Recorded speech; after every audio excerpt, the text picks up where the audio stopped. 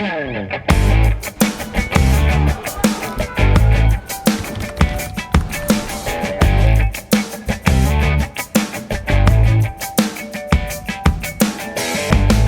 programa de hoje, vamos conversar com o professor Ion Andrade.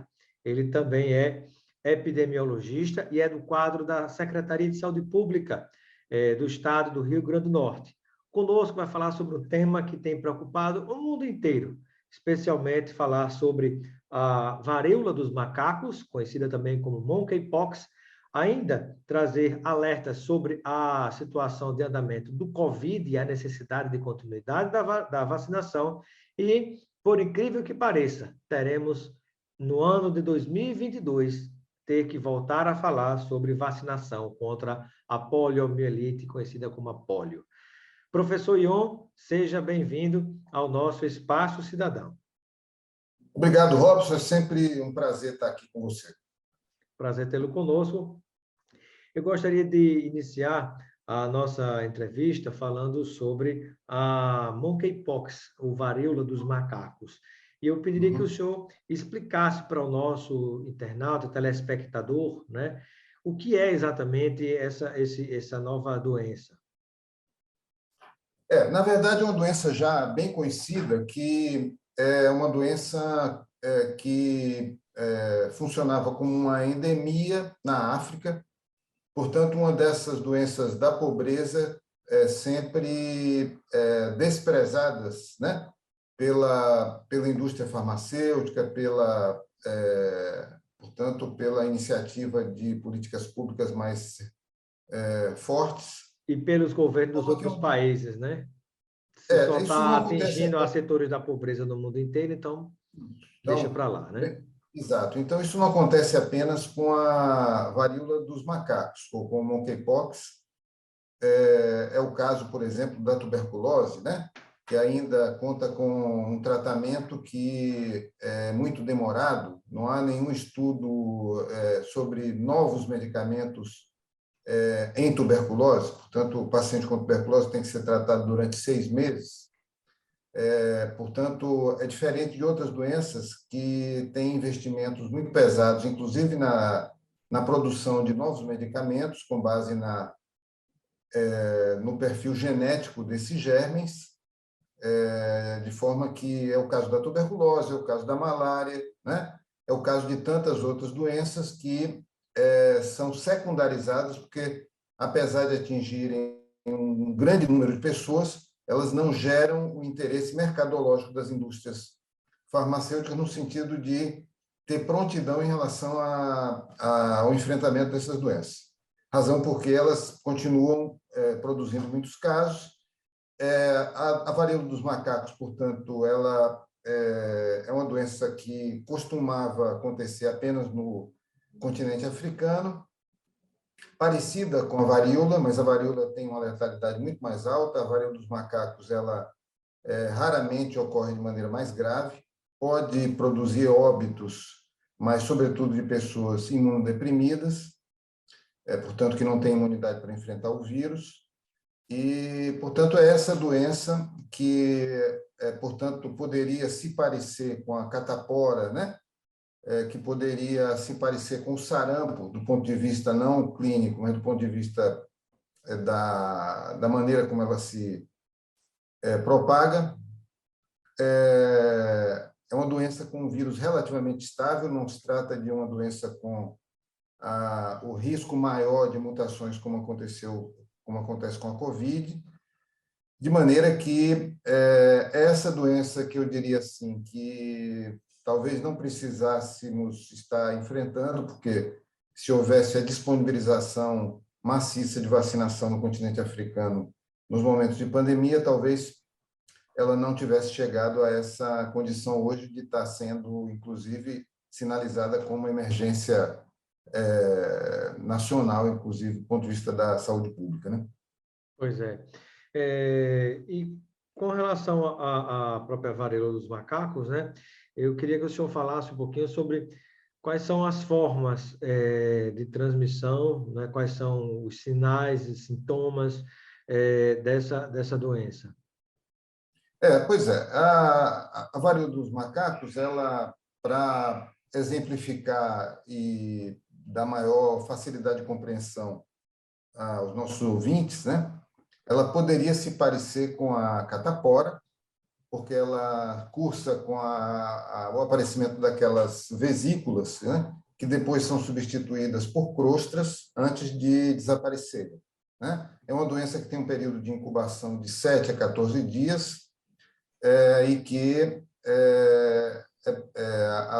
na qual as vesículas aparecem depois do As quarto. vesículas são as bolinhas, As as bolinhas, bolhinhas, aquelas né? bolinhas, né? E, portanto, elas começam a aparecer depois do quarto ou quinto dia de febre, acompanhadas de mal-estar, dores musculares, né, como as viroses normalmente acontecem, e elas podem aparecer, essas vesículas, tanto na pele quanto nas mucosas, né?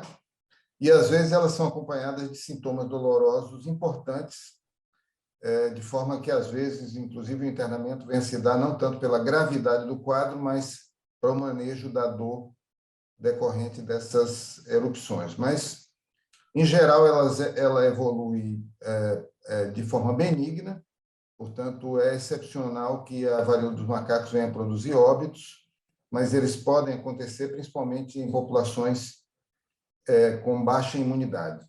A forma de transmissão é normalmente pelo contato mais próximo, ou por gotículas orais, porque também é uma doença oral, de veiculação oral, portanto, é uma doença respiratória também, mas ela tem baixa capacidade de contágio por aerossóis, diferente, por exemplo, da Covid, que se difundia por aerossóis, de maneira que, mesmo com a máscara, as pessoas podiam pegar Covid por contato com mucosa oral pelo Na aerossol de pele. um espirro, por exemplo. Isso Ah, não é sim. o que acontece com a varíola dos Sim, macacos. na hora que a pessoa espirra, por exemplo, que sai aquelas gotículas no Sai o ar, né? aerosol, E se falar que as alguém gotículas. respira, né? Mas então a Covid podia produzir esse contágio, mas, ao que parece, a varíola dos macacos, ela vem a se transmitir mais por gotículas, portanto, a difusão é menos facilitada do que na Covid, e É menos ela pela respiração, mais pela pele a pele. mais pelo pele a pele. Por isso é que vem sendo, de alguma maneira, sobreposta a ideia de uma doença de transmissão sexual, porque ela pode ter conotação sexual. Não é uma doença sexualmente transmissível, mas ela pode ter conotação sexual porque No sexo há um a... contato mais próximo, né? Exato. E até é Portanto, importante esclarecer, porque há pessoas, quando não desinformadas, de extrema má fé, tentando isso, vincular, como no passado assim foi feito, com a questão da AIDS, né, ao público homossexual, né, por causa exato. do tipo de relação, né, quando, na verdade, não tem absolutamente nada uma coisa a ver com a outra. Eu peço que o senhor faça um Não, esclarecimento sobre isso, né? é isso, exato. É como a escabiose, por exemplo, que pode ter conotação sexual exatamente porque ela é transmitida pele a Escabiose, que é pele. a populachanha. Isso, mas não é uma doença sexualmente transmissível. Não está entre as doenças sexualmente transmissíveis, embora possa ter conotação sexual. O problema desse equívoco é que você sabe que a gente está vivendo momentos de trevas na sociedade, portanto, Sem dúvida. o comportamento das pessoas muitas vezes é entendido como razão pela qual elas vêm a ser punidas pelo cosmos, né? Quer dizer, estamos assim com uma mentalidade medieval muito forte, e isso faz com que as pessoas possam se sentir protegidas em relação à doença que pode ser transmitida pele a pele. Por exemplo, se ela penetra, que não aconteceu ainda, no universo infantil, vamos imaginar que é um universo por conta das brincadeiras, dos jogos, né? Nas escolas, etc., que como acontece também com a escabiose, que se transmite muitas vezes de criança para criança, isso poderia produzir um contágio na população infantil, né? Portanto, não é somente a questão da transmissão sexual. Sexual, né? Ou seja, o contato pele a E, pele de portanto, qualquer essa forma. mentalidade de Se você está tabu, no metrô, no ônibus, assim, entupido de gente, e alguém tiver com aquela bolinha, com aquele sintoma, alguma coisa, você pode se contaminar. Isso, né? com De certeza. qualquer jeito, né? Ônibus lotados, o metrô lotado, trem, Isso. né? Ou você está num evento, numa festa lotada de gente, todo mundo pulando, a transmissão pode acontecer do mesmo jeito, né? Vamos pensar em presídios, né? Porque os Presídios, né? Também. presídios não têm nenhum grau de humanização, portanto, os presos ficam amontoados nas celas, né? Portanto, se a varíola dos macacos penetra nesse ambiente, embora ela seja uma doença benigna, a maioria deles não vai evoluir para o óbito, obviamente, mas poderíamos pensar, imaginar num surto de varíola dos macacos em presídios, em decorrência do tipo de relação que as pessoas têm, e não por questão de transmissão sexual, mas apenas pelo contato físico. Perfeito. Estamos conversando com o epidemiologista, né, da Secretaria de Saúde Pública do Estado do Rio Grande do Norte, tratando de um tema nacional, de preocupação internacional, que é a varíola dos macacos. Já vamos trazer outras informações sobre a situação da Covid e a necessidade de continuar vacinando e também, por incrível que pareça, a pólio. Mas, professor, ainda nesse momento sobre a varíola dos macacos, eu gostaria que o senhor falasse sobre por exemplo, na hora que você sente a contaminação, né, você é contaminado, desculpe, na hora que você é contaminado, com quanto tempo depois você começa a transmitir, né? Em que fase da doença isso acontece?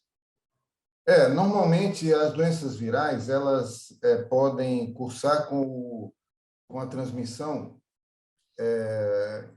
imediatamente antes do surgimento dos sintomas, né? E ao longo do período sintomático, né? Portanto, a varíola dos macacos ela se inicia, portanto, com esse quadro respiratório, esse mal-estar, onde ela já pode ser transmitida pela via respiratória, mas isso ganha uma dimensão mais importante quando as vesículas aparecem, porque as vesículas são extremamente contaminantes e As contagiosas. Portanto, bolinhas, né? as bolinhas, portanto, esse vem a ser a primeira forma de contágio, E né? essas Então, bolinhas, esse processo. antes do senhor falar da segunda forma de contato, né? De contágio, a fase de contágio. Uma outra pergunta rapidinho. As bolinhas coçam, geram coceira ou não? Não, Não, né? Certo. não forçosamente. Raras doenças, como a catapora não Catapora, né? coça. Certo. Elas podem ser dolorosas, como a catapora muitas vezes é dolorosa. O herpes Hum, zoster é doloroso, né? Aquilo que se chama comumente de zona, né? Porque são sim, doenças que podem produzir irritação da nervosa, né? No caso do herpes zoster, né? Portanto, elas certo. podem ser dolorosas, mas elas não são pruriginosas, né? Não provocam coceira. Coceira. De forma que Perfeito. poucas doenças de pele, na verdade, provocam coceira. A escabiose, por exemplo, ou as picadas de insetos, mas não são muitas as doenças de pele que provocam coceira, né? Perfeito. E no caso das bolhas da varíola dos macacos, não é o caso. Agora, por exemplo, o uso de... Preciso as pessoas estarem atentas a isso, embora essa doença ela tenha um potencial epidêmico menor do que a Covid, mas os pacientes não devem compartilhar toalhas, não devem compartilhar roupas, porque pelo fato de que as bolhas veiculam a transmissão do vírus, esses fomites, né, como a gente chama em Os objetos medicina, portanto, pessoais, né? objetos pessoais, eles podem ser fonte de contágio. Professor, e quais são, o senhor ia falando de uma segunda forma, né, ou fase, onde a contaminação acontece, a transmissão acontece? Justamente a questão Ah, do surgimento são os objetos das pessoais, bolhas, né? né, das bolinhas, que pode durar entre 2 e 4 semanas. Portanto, enquanto tiver bolhas aparecendo, ou seja, que o processo da doença esteja ativo, ela pode ser transmitida. E já numa transição para os outros temas, né, que é a questão da Covid, dos cuidados que ainda devemos ter também sobre a poliomielite, eu gostaria de saber se, no caso específico da varíola dos macacos, novas doenças têm surgido, surgiu até recentemente tá, a divulgação de uma outra doença que eu não vou lembrar o nome agora, na China, foi divulgado na China isso, esses dias, e temos essa questão da varíola dos macacos como a Covid. Há alguma relação com o desequilíbrio da natureza, com o aquecimento global, com desmatamentos provocados pelo homem, né? Essa intervenção mais desastrosa na natureza?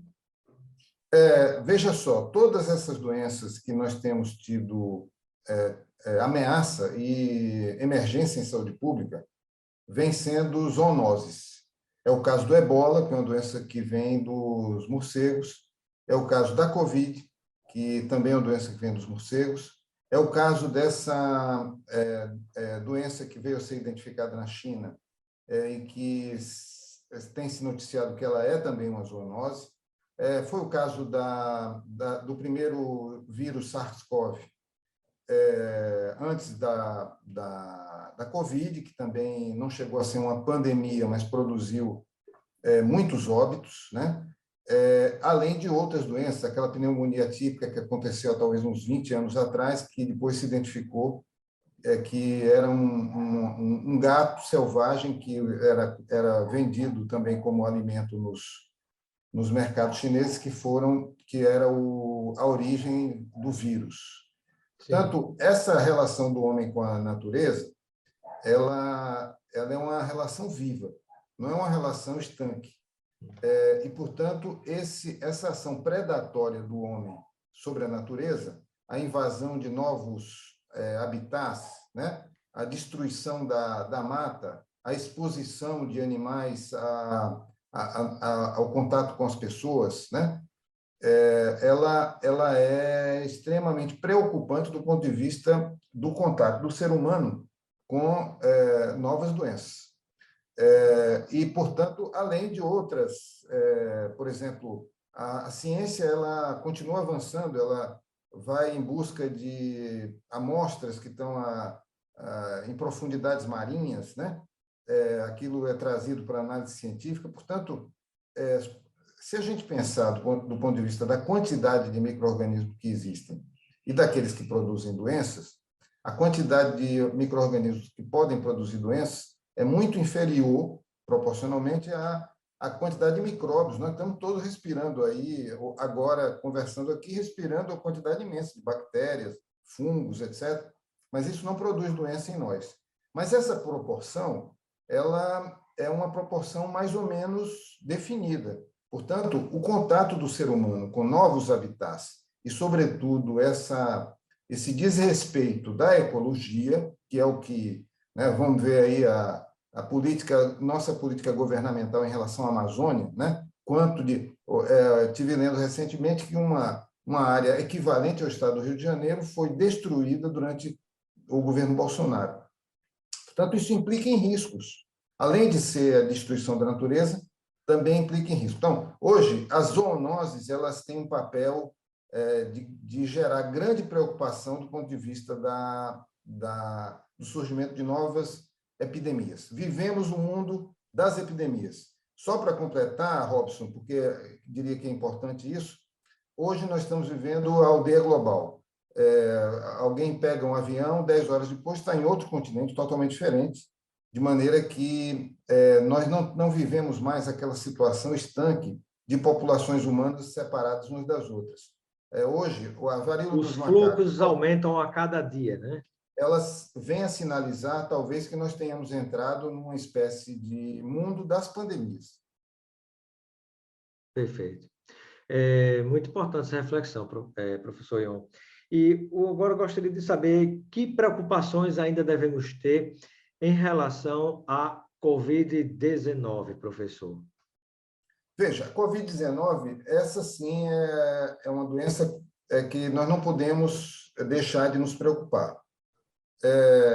Por quê? Porque o vírus da Covid-19 é um vírus mutante, ele se aproveita do grande volume de transmissão entre as pessoas para se aperfeiçoar na capacidade de contágio. É um vírus novo do ponto de vista do contato com a humanidade, de maneira que ele poderia nos reservar ainda surpresas. Diria que a situação está controlada com vacina. Você já deve ter ouvido quando se fala do gado, né? Isso. que às vezes a febre aftosa ela pode estar controlada ou controlada com vacina. É o caso, por exemplo, de muitos estados no Brasil em que a vacinação é que segura o surto de febre aftosa no gado. E, portanto, nós estamos, em relação à Covid, com uma doença controlada por vacina. Não é porque ela saiu do radar do ponto de vista da gravidade em saúde pública por conta da vacinação. E veja que tempo nós estamos, né, professor Ion? O senhor, como epidemiologista, que tem a vida inteira dedicada a estudar essas questões todas, né? E durante muito tempo, né, desde a pessoa que tivesse nessa área específica, estudo zero, estudo nenhum, conhecimento nenhum, mas considerava a importância da vacina, era algo que durante muitos anos nem se discutiu no Brasil nem em outras partes do mundo, né? Tanto que se vacina vaca, cavalo, cachorro, gato, os seres humanos, né? O pessoal, essa geração, uma parte dessa geração que hoje tem criticado vacina, foi vacinada. E esses É, pais que vacinaram, às vezes, parece que não sei o que foi que houve no juízo de é, algumas pessoas, né? E aí nós estamos, justamente por isso, né, pela vacina nós controlamos essa situação da Covid, mas não pode relaxar, né? E a gente agora está com o risco, né, do aumento da própria polio, da poliomielite, né, que já era considerada erradicada, por um problema de resistência à vacinação, né? isso. Olha, veja só, o Brasil, no contexto mundial, sempre foi um país que aderiu de forma muito aberta, intensa à vacinação. O Programa Nacional de Imunização é um dos poucos programas que são uma política de Estado no Brasil, que vem desde os anos da ditadura militar. Portanto, é algo que vem, ao longo dos anos, se aperfeiçoando enquanto uma política de Estado. É uma das coisas. É raro no Brasil um programa que tenha sido tão longevo e que tenha atravessado períodos históricos tão diferentes uns dos outros, em se mantendo como algo sempre em evolução positiva. Quem inventou os dias nacionais de vacinação foi o Brasil. E isso se tornou uma tecnologia social exportada para muitos países. Porque aqui, sempre que tinha os dias nacionais de vacinação, as mães levavam espontaneamente seus filhos para vacinação, a história do Zé Gotinha, etc. Mas essa cultura da vacinação no Brasil, ela é ainda mais antiga, porque quando Oswaldo Cruz chegou ao Brasil, ele assumiu o desafio do enfrentamento da varíola, justamente, e não era varíola dos macacos, era varíola mesmo, porque ela tem uma letalidade muito alta, muita gente morria de varíola, e, portanto, a vacinação, as pessoas resistiam à vacinação, e foi Oswaldo Cruz que teve, com muita sabedoria e muita firmeza, a capacidade de mobilizar a sociedade e de tornar a vacinação algo que passou a ser entendido por aquele Brasil dos anos 20 como uma coisa muito importante. As pessoas, então, no ano seguinte ao início da campanha de Oswaldo Cruz, aderiam espontaneamente à vacinação e ele deixou de ter problema com a vacinação. Portanto, ali foi o grande momento de virada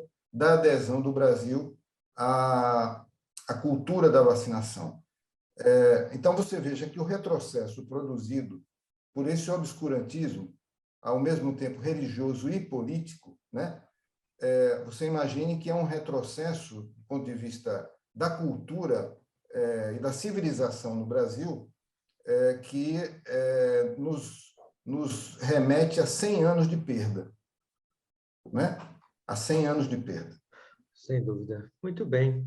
Eu gostaria de agradecer a participação do médico infectologista, a quem eu chamo de professor Ion Andrade, no nosso programa Espaço Cidadão, da Secretaria de Saúde Pública do Rio Grande do Norte, falando sobre um tema nacional de interesse internacional. Muito obrigado, professor.